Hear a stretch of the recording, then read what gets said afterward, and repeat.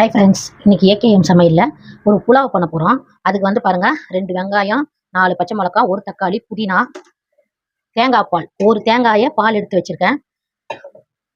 2 ஆழாக்கு 2 cup அரிசி ஊற வச்சு தண்ணி வடிகட்டி வச்சுருக்கேன். அது எப்படி செய்யுதுன்ட்டு இப்போ நம்ம பார்க்கலாம். பாருங்க, கொஞ்சம் எண்ணெய் விட்டுக்கிறோம். சும்மா கொஞ்சம் ஊற்றினா போதுமா, நிறைய வேண்டாம். ஏன்னா தேங்காய் போடுறோம் இல்லைங்களா, அதனால் ஒரு ஸ்பூன் நெய் விட்டுக்குங்க. கம்மியாக போட்டால் போதும், நம்ம தேங்காய் பால் ஊற்றுறோம். அதனால் 2 பட்டை, 2 ஸ்டாரு, 3 கிராம்பு, கொஞ்சம் சோம்பு, 1 ஏலக்காய், 2 இது பிரிஞ்சி இலை. இது அதை அப்படியே போட்டு வேண்டியதாம்மா. இப்போ வந்து நம்ம வெங்காயம் பச்சை மிளகா போடுறோம். அது பாருங்க, வெங்காயம் பச்சை மிளகா போட்டு வதக்கணும். பாருங்கம்மா, 1 ஸ்பூன் இஞ்சி பூண்டு பேஸ்ட்டு, ஒரு 1.5 ஸ்பூன் போட்டுக்கோங்க. இது நல்லா வதங்கணும். இந்த தக்காளியை போடுறோம். தக்காளி எதுக்கு போடுறீங்கன்னு கேட்பீங்க. இதை போட்டால் ஒரே ஒரு தக்காளி, சின்ன தக்காளியாக போட்டால் நல்லா டேஸ்ட்டாக இருக்கும். கொஞ்சம் நல்லா இருக்கும், வித்தியாசமாக இருக்கும். வேறு ஒன்றும் இல்லை. உப்பு ஒரு 1.5 ஸ்பூன் போட்டுங்க. போதுமா. 1 கைப்பிடி புதினா. இதை போட்டு நல்லா வதக்கணும். வதக்கிட்டு நான் சொல்கிறேன். வதங்கிடுச்சு. நான் 2 ஆழாக்கு போட்டுருக்கேன், 2 கப்பு. அதுக்கு வந்து 4 டம்ளர் தேங்காய் பால் ஊற்றணும்.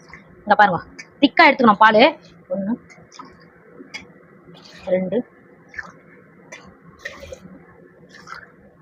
நான் எடுத்தது கரெக்டாக போச்சுமா. 4 டம்ளர் தேங்காய் பால் ஊற்றிட்டு உப்பு பார்த்துங்க, உங்களுக்கு சரியா இருக்கான்னு பார்த்துங்க.